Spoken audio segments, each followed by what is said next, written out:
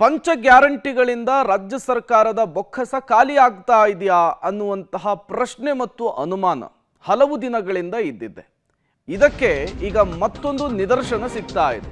ಉಚಿತ ಭಾಗ್ಯದಿಂದ ಬಡವಾಗ್ತಾ ಇದೆಯಾ ರಾಜ್ಯ ಸರ್ಕಾರ? ತುಮಕೂರಿನ ಸಿದ್ಧಗಂಗಾ ಮಠಕ್ಕೆ ಕರೆಂಟ್ ಶಾಕ್ ಅನ್ನು ಕೊಡಲಿಕ್ಕೆ ಮುಂದಾಗಿದೆ ಸರ್ಕಾರ. ಸಿದ್ಧಗಂಗಾ ಮಠಕ್ಕೆ 70 ಲಕ್ಷ ವಿದ್ಯುತ್ ಬಿಲ್, 70 ಲಕ್ಷ ಕರೆಂಟ್ ಬಿಲ್ ಕಟ್ಟುವಂತೆ KIADB ಇಂದ ಪತ್ರ. ಮಠದವರು ಒಂದು ಹನಿ ನೀರನ್ನು ಕೂಡ ಉಪಯೋಗಿಸಿಲ್ಲ. ಮಠದಿಂದ ವಿದ್ಯುತ್ ಬಿಲ್ ಪಾವತಿಸಲು ಸಾಧ್ಯವಿಲ್ಲ. ಬಿಲ್ ಕಟ್ಟಿ ಅಂಥೇಳಿ KIADBಗೆ ಸಿದ್ಧಗಂಗಾ ಶ್ರೀಗಳು ಸ್ಪಷ್ಟನೆಯನ್ನು ಕೊಟ್ಟಿರುವಂಥದ್ದು. ಯಾವುದೇ ಕಾರಣಕ್ಕೂ ಬಿಲ್ಲನ್ನು ಕಟ್ಟಲ್ಲ, ಮಠದಿಂದ ಯಾವುದೇ ರೀತಿಯ ಅಷ್ಟು ಪ್ರಮಾಣದ ವಿದ್ಯುತ್ ಬಳಕೆ ಆಗಿಲ್ಲ ಅಂಥೇಳಿ ಶ್ರೀಗಳು ಸ್ಪಷ್ಟನೆಯನ್ನು ಕೂಡ ಕೊಟ್ಟಿದ್ದಾರೆ. ಈಗ ಬರ್ತಾ ಇರುವಂತಹ ಪ್ರಶ್ನೆ, ಉಚಿತ ಭಾಗ್ಯಗಳಿಂದ ಪಂಚ ಗ್ಯಾರಂಟಿಗಳಿಂದ ಬಡವಾಗ್ತಾ ಇದೆಯಾ ರಾಜ್ಯ ಸರ್ಕಾರ? ಬೊಕ್ಕಸ ಖಾಲಿ ಆಗ್ತಾ ಇದೆಯಾ?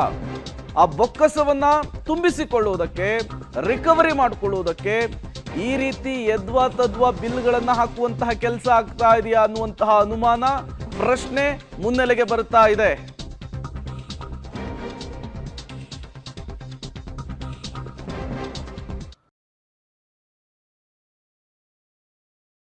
ತುಮಕೂರಿನ ಸಿದ್ಧಗಂಗಾ ಮಠಕ್ಕೆ ಕರೆಂಟ್ ಶಾಕ್. ಸಿದ್ಧಗಂಗಾ ಮಠಕ್ಕೆ 70 ಲಕ್ಷ ವಿದ್ಯುತ್ ಬಿಲ್, 70 ಲಕ್ಷ ಕರೆಂಟ್ ಬಿಲ್ ಕಟ್ಟುವಂತೆ KIADB ಪತ್ರ. ಉಚಿತ ಭಾಗ್ಯದಿಂದ ಬಡವಾಗ್ತಿದ್ಯಾ ಸರ್ಕಾರ? ಕರ್ನಾಟಕ ಕೈಗಾರಿಕಾ ಪ್ರದೇಶಾಭಿವೃದ್ಧಿ ಮಂಡಳಿಯ ಮೂಲಕ ರಾಜ್ಯ ಸರ್ಕಾರ ಸಿದ್ಧಗಂಗಾ ಮಠಕ್ಕೆ ಶಾಕ್ ಕೊಟ್ಟಿದೆ.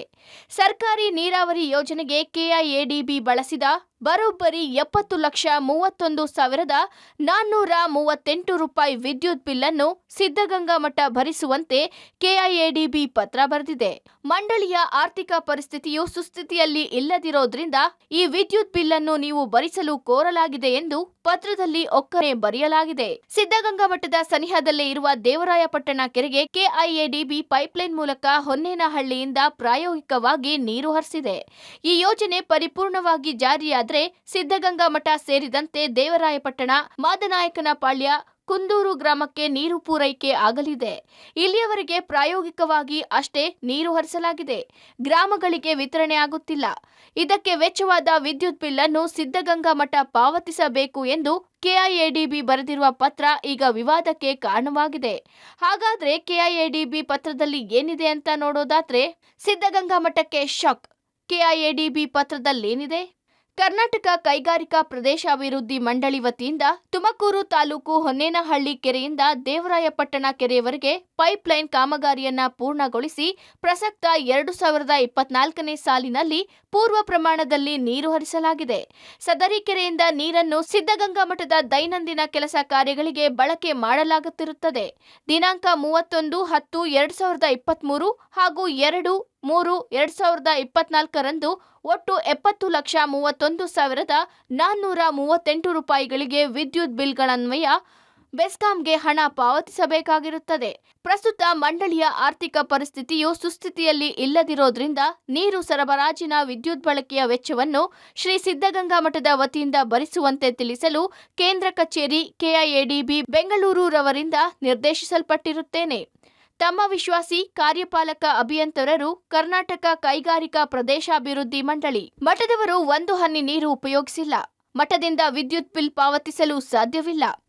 ಏಪ್ರಿಲ್ 6ರಂದು KIADBಯಿಂದ ಸಿದ್ಧಗಂಗಾ ಮಠಕ್ಕೆ ಪತ್ರ ಬಂದಿದೆ. ಏಪ್ರಿಲ್ 15ರಂದು KIADBಗೆ ಸಿದ್ಧಗಂಗಾ ಮಠದಿಂದ 3 ಪತ್ರ ರವಾನೆಯಾಗಿದೆ. ಇದೊಂದು ಸರ್ಕಾರಿ ಯೋಜನೆಯಾಗಿದ್ದರಿಂದ ಮಠದಿಂದ ವಿದ್ಯುತ್ ಬಿಲ್ ಪಾವತಿಸಲು ಸಾಧ್ಯವಾಗೋದಿಲ್ಲ ಎಂದು ಸಿದ್ಧಗಂಗಾ ಮಠದ ಪತ್ರದಲ್ಲಿ ಉಲ್ಲೇಖಿಸಲಾಗಿದೆ. ಸಿದ್ಧಗಂಗಾ ಮಠದಿಂದ ಪತ್ರ ತಲುಪಿ 8 ತಿಂಗಳಾದರೂ KIADB ಯಾವುದೇ ಕ್ರಮ ಕೈಗೊಂಡಿಲ್ಲ. ಮತ್ತೆ ಅಧಿಕಾರಿಗಳು ಮೌಖಿಕವಾಗಿ ಬಿಲ್ ಕಟ್ಟುವಂತೆ ಮಠದ ಆಡಳಿತ ಮಂಡಳಿಯವರಿಗೆ ಸೂಚಿಸುತ್ತಿದ್ದಾರೆ ಎನ್ನಲಾಗಿದೆ. ನೀರಿನ ಕರ ವಿಧಿಸೋದು ಸಹಜ, ಅದರ ಬದಲಾಗಿ ಇಡೀ ಕೆರೆಗೆ ನೀರು ತುಂಬಿಸಿದ್ರಿಂದ ವಿದ್ಯುತ್ ಬಿಲ್ ನಾವೇ ಕಟ್ಟಬೇಕು ಎಂದು ಪತ್ರ ಬಂದಿರೋದು ನಮಗೆ ಆಶ್ಚರ್ಯ ತಂದಿದೆ ಎಂದು ಸಿದ್ಧಗಂಗಾ ಮಠಾಧ್ಯಕ್ಷ ಸಿದ್ಧಲಿಂಗ ಸ್ವಾಮೀಜಿಗಳು ಹೇಳಿದ್ದಾರೆ. ನಮ್ಮ ಮಠಕ್ಕೆ ನಮ್ಮ ಪರಮ ಪೂಜ್ಯರು ಭಾಳ ವರ್ಷದಿಂದಲೂ ಕೂಡ ಇದಕ್ಕೆ ಬೇಡಿಕೆ ಇಡ್ತಾ ಇದ್ರು ಅಂತೇಳಿ ಕುಮಾರಸ್ವಾಮಿ ಮುಖ್ಯಮಂತ್ರಿ ಆದಾಗಿನಿಂದಲೂ ಇದಕ್ಕೆ ಒತ್ತಾಯವನ್ನು ಮಾಡ್ತಾಯಿದ್ರು. ಅವಾಗಲೇ ಪ್ರಾರಂಭವಾಗಿದ್ದು ಇಷ್ಟು ವರ್ಷ ಆದರೂ ಕೂಡ ಇದು ಮುಕ್ತಾಯ ಆಗಿಲ್ಲ. ಇನ್ನೂ ಕೂಡ ಈ ದೇವರಪ್ಪನ ಕೆರೆಗೆ ಮುಕ್ತಾಯ ಆಗಿ ಅಲ್ಲಿಗೆ ಪ್ರಾಯೋಗಿಕವಾಗಿ ನೋಡಬೇಕು ಅಂತ ಹೇಳಿ ಅದನ್ನು ತುಂಬಿಸಿದ್ರು ಒಂದು ವರ್ಷ, ಕಳೆದ ವರ್ಷ ಅಲ್ಲ ಆಚೆ ವರ್ಷ ತುಂಬಿಸಿದ್ರು. ಅದನ್ನು ಪ್ರಥಮವಾಗಿ ತುಂಬಿಸಿರೋದಕ್ಕೆ ಈಗ ಬಿಲ್ಲು 70,31,438 ರೂಪಾಯಿಗಳನ್ನು ಬಿಲ್ಲು ಇದು ಬಂದಿದೆ. ಇದು ಮಠದವರೇ ಕಟ್ಟಬೇಕು. ಮಠದಿಂದ ನಾವು ಇನ್ನೂ ನೀರೇ ಮಠದಿಂದ ಅಲ್ಲಿ ತಗೊಳಕ್ಕಾಗಿಲ್ಲ. ಇನ್ನು ನಾವು ಮಠದವ್ರು ಉಪಯೋಗಿಸೇ ಇಲ್ಲ, ಒಂದು ನೀರು ಉಪಯೋಗಿಸಿಲ್ಲ. ಅದರಿಂದ ಅಂಥದ್ರಾಗೆ ಮಠದವರೇ ಕಟ್ಟಬೇಕು ಅಂತಲೂ ಕೊಟ್ಟಿದ್ದಾರೆ. ಅದರೊಳಗೆ ಅಕ್ಕಪಕ್ಕದ ಗ್ರಾಮಗಳು ನೀರು ಕೊಡಬೇಕು ಅನ್ನೋ ಉದ್ದೇಶನೂ ಇದೆ ಇದರೊಳಗೆ. ಅದರಿಂದ ಇದು ನಾವು ಈಗ ಕಟ್ಟೋ ಸ್ಥಿತಿಲೇ ನಾವು ಇಲ್ಲ ಈಗ. ಅದರಿಂದ ನಾವು ಸರ್ಕಾರಕ್ಕೆ ಇದು ಕೇಳ್ಕೊಳ್ಳಿ ಅಂತೇಳಿ ಕಾರ್ಯಪಾಲಕ ಅಭಿಯಂತರಿಗೆ ನಾವು ಮರುಪತ್ರ ಬರೆದಿದ್ದೀವಿ. ಅದಕ್ಕಿನ್ನ ಉತ್ತರ ಬಂದಿಲ್ಲ. ಇನ್ನು ಯೋಜನೆ ಮುಗಿದಿಲ್ಲ. ಅದು ನೀರೇ ಬರ್ತಾ ಇಲ್ಲ, ನೀರೇ ತೆಗೆದಿಲ್ಲ ಅದರಿಂದ ಈಚೆಗೆ. ಅಷ್ಟೇ ಕೆರೆ ತುಂಬಿದ್ದಾರೆ ಅಷ್ಟೇ. ಕೆರೆ ನಾವೆಲ್ಲ ಉಪಯೋಗಿಸಿದೀವಿ, ಇನ್ನು ಅದು ಕೆರೆಯಿಂದ ಉಪಯೋಗಿಸಕ್ಕೆ ಆಗೇ ಇಲ್ಲ ಇನ್ನೂ ಎಲ್ಲೂ. ಸರ್ಕಾರದ ಏನೋ ಪ್ರತ್ಯೇಕವಾಗಿ ಇದಕ್ಕೆ ವಿಶೇಷವಾಗಿ ಗಮನ ಹರಿಸಿ ಅಲ್ಲಿಂದ ಬರಸಂತೆ ಮಾಡಿ ಅಂತ ನಾವು ಪತ್ರ ಬರ್ತಿದ್ದೀವಿ. ಆದರೆ ಈ ಬಗ್ಗೆ ಪ್ರತಿಕ್ರಿಯಿಸಲು ಕೆಐಎಡಿಬಿ ಕಾರ್ಯಪಾಲಕ ಇಂಜಿನಿಯರ್ ಲಕ್ಷ್ಮೀಶ್ ಹಿಂದೇಟು ಹಾಕಿದ್ದಾರೆ. ಇದು ಸರ್ಕಾರ ಹಾಗೂ ಮಂಡಳಿಯ ರಾಜ್ಯ ಘಟಕದ ನಿರ್ದೇಶನ ಎಂದು ನುಣುಚಿಕೊಂಡಿದ್ದಾರೆ.